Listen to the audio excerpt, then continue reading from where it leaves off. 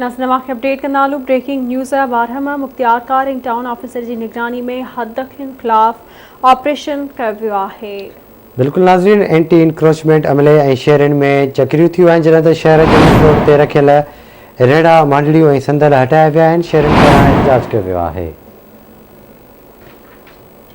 आगाह कयो पिया वारहमा मुख्तियार कार टाउन ऑफिस की निगरानी में हदखिलनि खिलाफ ऑपरेशन किया वियो आहे। एंटी इंक्रोचमेंट अमले ऐं शहरनि में चक्रियूं थियूं आहिनि।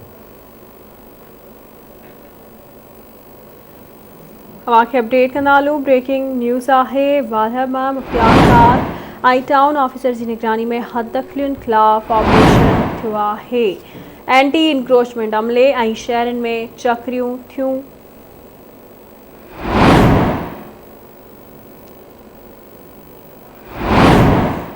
तफ़सील मालूम कंदासीं ज़ुल्फ़कार चांडियो का। जी ज़ुल्फ़कार आगाह कजो।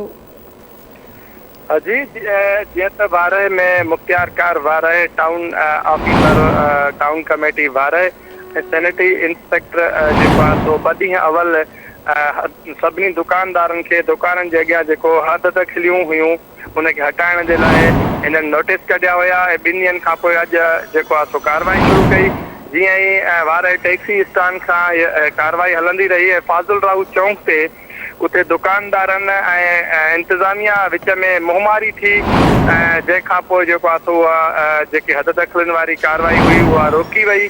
उन खां पोइ दुकानदारनि जे सदर ज़हीर अहमद चांडियो ऐं मुख्तियार कार वारह ऐं टाउन ऑफिसर असां छुटो विच में ॻाल्हि ॿोल थी इन मसइले ते ऐं ॻाल्हि ॿोल खां पोइ इहो फ़ैसिलो कयो वियो त सुभाणे खां वरी ॿीहर नए सिर जेको आहे ठीकु आहे ज़ुल्फ़कार, वॾी महिरबानी अवां जी तफ़सील खां आगाह करण लाइ।